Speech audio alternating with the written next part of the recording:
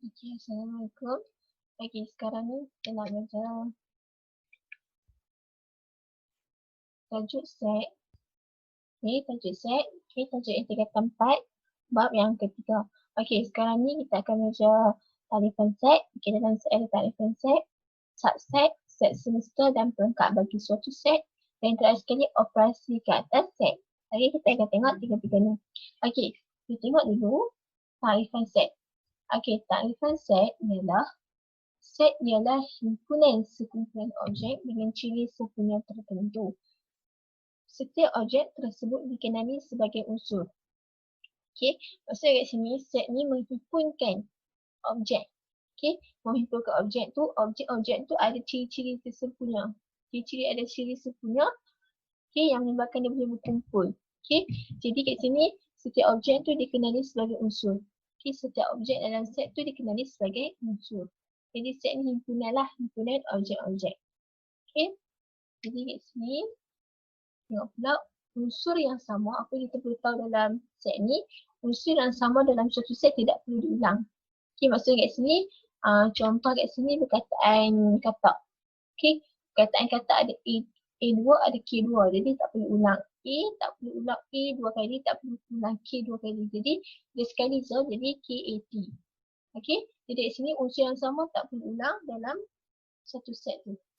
Baik, yang seterusnya simbol E. Okey, simbol macam E ni.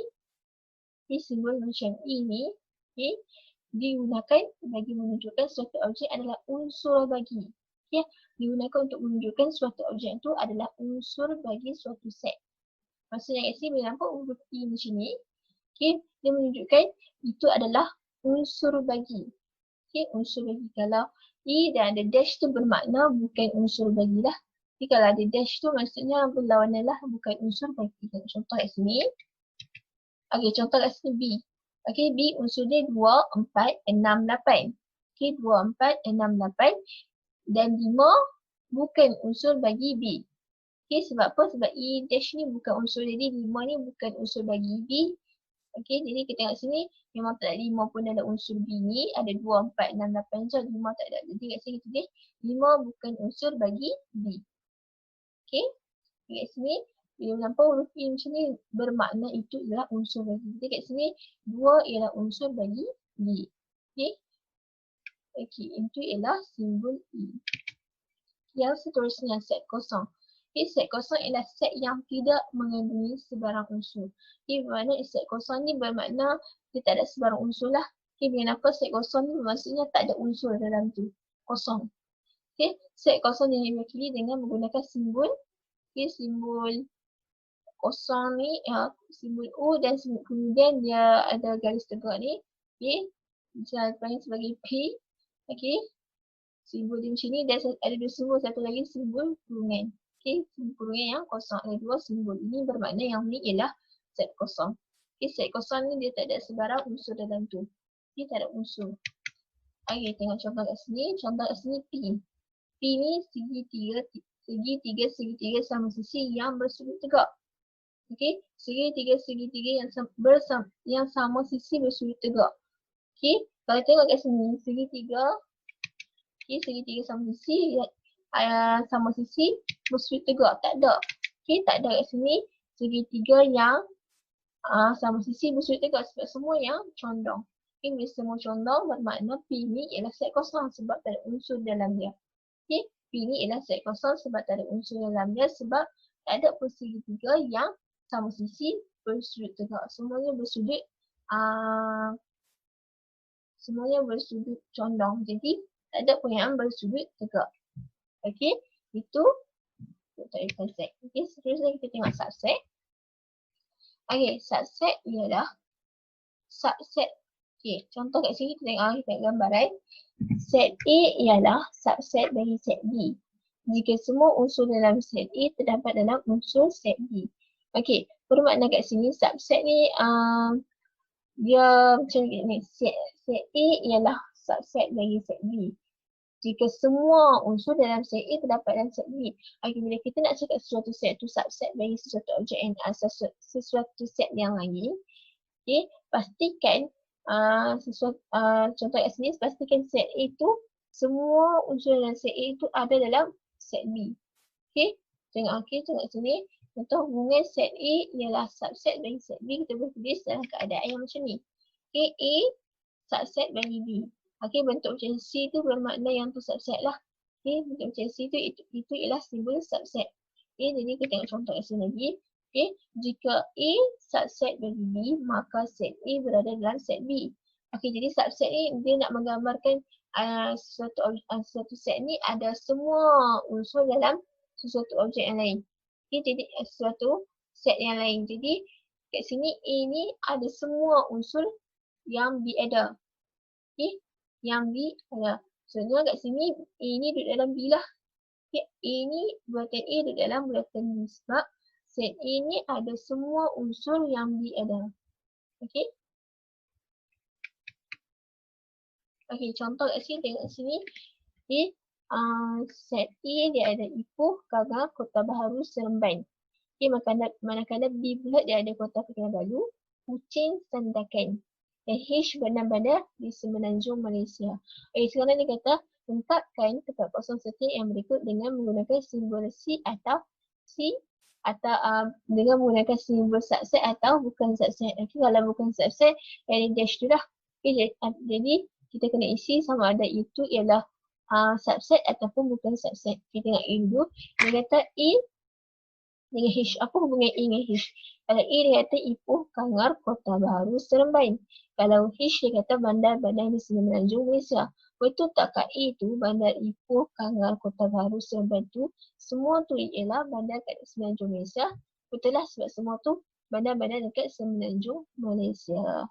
Okay, jadi A adalah subset bagi H. Okay, jadi A adalah subset bagi H sebab semua yang unsur yang ada kat H, semua unsur yang ada kat A ada juga dalam set H. Okay, jadi kat sini tengok yang B pula, dia kata B, hubungan B dengan H. Okay, B ada Kota Kinabalu, Kuching, Sandakan. Kalau H dia kata bandar-bandar di Semenanjung Malaysia. Okay, jadi kat sini B ni ada bandar Kota Kinabalu, Kuching, Sandakan. Okay, semua ketiga-tiga tu semua tu ada dekat Sabah dan Sarawak. Jadi tak ada kat Semenanjung Malaysia. Jadi hubungan B H ni bukan subset lah. Okay, bukan subset sebab semua yang unsur yang ada dekat B tu tak ada pun dalam H. Sebab semua unsur yang ada dalam B tu tak ada kat H. Jadi bukan subset. Okay, sekarang ni kita bilangan subset. Ini subset juga kita berkira. So kat sini bilangan subset untuk set sama dengan 2 kuasa N. Ini formula dia. Bilangan subset tu kita berkira dengan formula dia 2 kuasa N. Okay, N tu kita gantikan dengan bilangan unsur dalam set tersebut. Okay, N itu ialah bilangan unsur dalam set tersebut. Okay, jadi kat sini formula dia 2 kuasa N. Okay, satu lagi. Okay, semua set ada mempunyai set kosong. Okay, macam kat sini kita tengok contoh dulu. Kat sini dia kata contoh A ni dia punya unsur dia 1, 2 dan 3. Okay, unsur dia ada 1, 2, 3. Okay, sekarang ni kita kira dulu. Kita kira ada berapa bilangan subset dalam set A ni.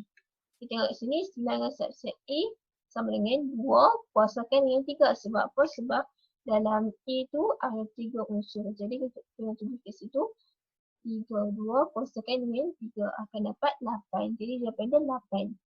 Okay, jadi bilangan subset dia 8. Okay, contoh ini contoh soalan untuk dia. Kalau dia kata bilangan subset. Kalau disuruh kita senaraikan pula, kita kena senaraikan macam ni. Okay, pastikan set kosong ada. Okay, contoh kat sini yang pertama ialah set kosong. Yang kedua A. Yang kedua 1. Okay, yang ketiga 2. Okay, kita asingkan satu persatu. Okay, yang pertama set kosong, lepas tu 2, 3, 2, 3 and then 1 dengan 2, kemudian 1 dengan 3, lepas tu 2 dengan 3 dan yang terakhir sekali 1, 2, 3. Kemudian kat sini kita senaraikan semua. Okay, kita senaraikan semua dan kita asingkan. Okay, asingkan satu persatu. Okay, asingkan satu persatu dan kita letakkan yang mana tak ada lagi.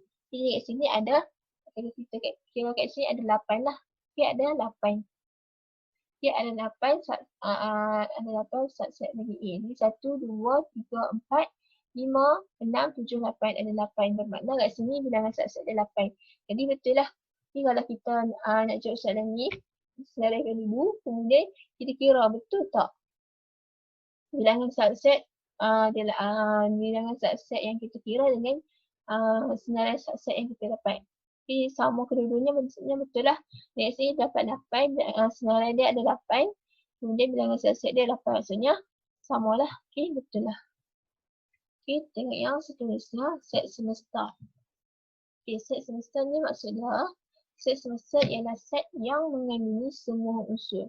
Maksudnya kat sini, set semesta ni ada semua unsur. Maksudnya dia ketua lah. Okay, jadi set semesta, kalau dengar set semesta, alam semesta. Jadi semua. Okay, jadi dia ada semua unsur yang menjadi bahan perbincangan. Okay, semua unsur dalam bahan perbincangan. Maksudnya soalan tu set semesta semualah, semua set lah. Okay, jadi simbol set semesta ialah, okay, simbol dia macam ini, macam lengkoi-lengkoi ni, ini ialah simbol set semesta. Okay, tengok sini, kita tengok di sini hubungan antara set A dengan set semesta boleh tunjukkan dalam gambar rajah band. Okay, gambar rajah band. Okay, gambar rajah band yang ni lah. Okay, gambar rajah band yang ni yang ada bentuk geometri ni, macam-macam bentuk geometri itu ialah gambar rajah band. Okay, contoh kat sini, contoh kalau A dia punya set, dia punya unsur dia ialah B dengan D. Kemudian kalau set semesta dia punya unsur dia A, B, C, D, E, F, G. Jadi kat sini kita nak lukis dia lukis dulu set A. Okay, lukis dulu set A, kemudian set A ada B dengan D. Kemudian kita lukis pula set semesta semua. Okay, kat luar tu lebih besar daripada set A.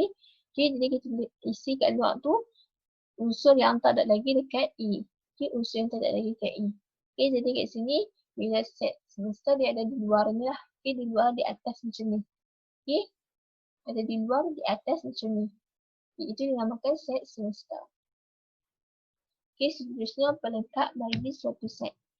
Okay, pelengkap bagi suatu set ialah unsur yang tidak terkandung dalam set tersebut. Okay, unsur yang tak ada pun dalam set tersebut itu dinamakan pelengkap.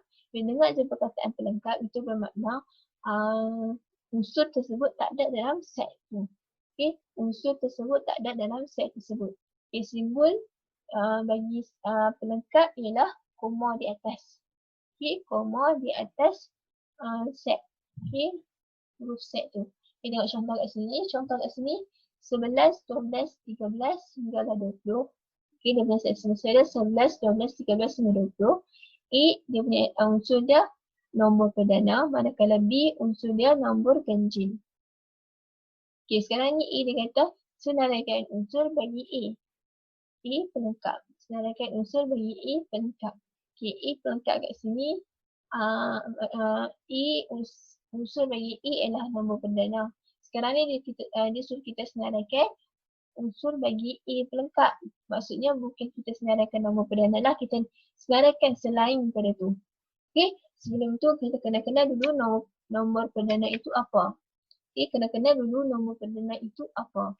Okay, nombor perdana ialah nombor yang boleh dibahagi dengan nombor satu dan diri sendiri sahaja. Okay, maksudnya kat sini nombor perdana ni nombor yang bila kita nak bahagi, kita just boleh bahagi dengan nombor satu dan nombor diri dia sendiri sahaja. Okay, tak boleh bahagi dengan nombor lain. Contoh kat sini 2, 3, 5, 7, 11, 13, 17, 19, 23, 29 dan seterusnya. Okay, jadi kebanyakan nombor perdana ialah nombor ganjil. Okay, kebanyakan, bukan semua nombor ganjil ialah nombor perdana, tapi kebanyakan. Okay, dan nombor 2 sahaja ialah nombor genap dalam nombor perdana. Okay, nombor 2 sahaja nombor genap yang ada dalam nombor perdana. Okay, jadi kat sini bila dengar nombor perdana, bermakna nombor perdana ini ialah nombor yang boleh dibahagi dengan satu dan diri sendiri sahaja. Okay, bila kita bahagi tu, bila kita boleh bahagi tepat dengan nombor satu dan diri sendiri sahaja. Bila nak bahagi dengan nombor lain, dia akan dapat perpuluhan banyak. Itu bermakna itu ialah nombor perdana. Okay, setelah kita dah tahu dah nombor perdana itu apa, okay, kita senarai dulu unsur bagi A. Okay, unsur bagi A kat sini 11, 13, 17, 19 lah. Okay, dari nombor 11 hingga 20 tu ada nombor perdana dia ada 11, 13, 17, 19. Okay, sekarang kita nak senaraikan A pelengkap. Bukan kita nak menjawab soalan dia nak A pelengkap. Bukan set A. Tapi dia nak A pelengkap. Jadi kat sini kita kena senaraikan nombor yang ada senaraikan nombor selain daripada set A. Jadi kat sini, maksudnya kat sini ada 12, 14, 15, 16, 18, 20. Sebab semua nombor 12, 14, 15, 16, 18 dan 20 ni tak ada pun lagi dekat set A. Jadi kat sini, bila A pelengkap kita senaraikan selain pada tu dah. Jadi jangan senaraikan unsur bagi A, kita senaraikan selain pada yang ada dalam set A. Jadi itu dinamakan pelengkap. Okay, yang seterusnya, kita tengok contoh. Contoh soalan kat sini, lorekkan. Okay, lorekkan set A pelengkap. Okay, lorekkan set A pelengkap, maksudnya kat sini kita lorekkan selain pada A. Okay, lorekkan selain pada A. Okay, lorekkan selain pada bulatan kat A itulah. Okay, jadi kat sini luar pada A. Okay, itu untuk set A pelengkap. Okay, seterusnya kalau set B pelengkap, kita lorekkan selain pada bulatan B. Kat luar-luar itulah selain pada bulatan B. Okay, kalau set C pelengkap, kita lorekkan selain pada bulatan C. Okay, itu kalau dia soalan dia suruh kita lorekkan. Jadi kita lorekkan selain pada set tu lah. Okay, jadi di sini ada set E pelengkap, B pelengkap, C pelengkap. Okay, yang seterusnya operasi ke atas set. Antara simbol lain dalam bab set ni, okay, ada simbol tindanan dengan ada simbol kesatuan. Okay, simbol tindanan kat sini bermakna dia bertindih, bersilang. Okay, itu bermakna simbol tindanan. Okay, simbol tindanan bentuk dia macam N. Okay, bentuk dia macam N. Itu bermakna simbol tindanan. Okay, simbol tindanan ni kita lorekkan di tempat yang bersilang lah. Okay, tindanan ni kita lorekkan tempat yang bersilang ataupun tempat yang bertindih. Okay, kalau kesatuan pula bentuk dia macam U. Okay, maksudnya kat sini suka semua nilai tambah kedua-dua set. Maksudnya kita kena lorekkan kedua-dua set tu. Itu namakan kesatuan. Okay, tengok contoh kat sini. Contoh kat sana kat sini dia kata lorekkan set A bersilang dengan B. Okay, set A bertindih dengan B. Jadi kat sini kita tengok set A dengan set B, yang mana kat situ yang bersilang. Okay, jadi kat tengah-tengah tu, jadi kita lorekkan dekat tengah-tengah tu. Okay, sebab soalan dia kata lorekkan. Okay, yang seterusnya, set A bersilang dengan C. A dengan C. A duduk jauh, C pun duduk jauh. Jadi tak ada pun yang bersilang. Bila tak ada bersilang, kita tak perlu lorekkan. Kita tak perlu dilorekkan. Okay, jadi tak ada tempat yang nak dilorekkan lah. Okay, kalau yang seterusnya, set A bersilang dengan B. Okay, yang soalan tadi, A bersilang dengan B. Kemudian dia kata kat situ, pelengkap. Bermakna, selain daripada tempat A dengan B tu bersilang lah. Okay, selain pada tu. Okay, tengok tadi, soalan tadi atas ni kata A bersilang dengan B. Okay, tengah-tengah ni. Jadi kalau pelengkap bagi yang ni, kita lorekkan selain daripada tempat yang bersilang itu. Okay, yang seterusnya, A bersilang dengan C. Okay, yang tadi tu, A bersilang dengan C. Kemudian dia kata pelengkap. Bila dia kata pelengkap bermakna selain pada tu. Jadi kalau A bersilang dengan C tak ada. Okay, tak ada sebarang unsur. Bila tak ada sebarang unsur, kita lorekkan semua. Okay, kita lorekkan semua macam ni. Okay, yang seterusnya, A kesatuan dengan B. Okay, A kesatuan dengan B. Jadi kita lorekkan set A dengan set B lah, kesatuan kita satukan. Kita tambah kedua-dua nilai. Jadi kat sini A dengan B kita lorekkan sekali. Okay, yang terakhir, set A kesatuan dengan B. Ini A kesatuan dengan B, soalan macam tadi ni. A kesatuan dengan B. Okay, kita lorekkan kesatuan ni, dua-dua ni. Kemudian pelengkap bagi dia. Maksudnya selain pada tu lah. Okay, jadi selain pada A dengan set B. Okay, selain pada set A dengan set B. Kita darabkan selain pada tu. Jadi kat sini, kita darabkan di luar dia. Okay. Okay, sampai di sini sahaja.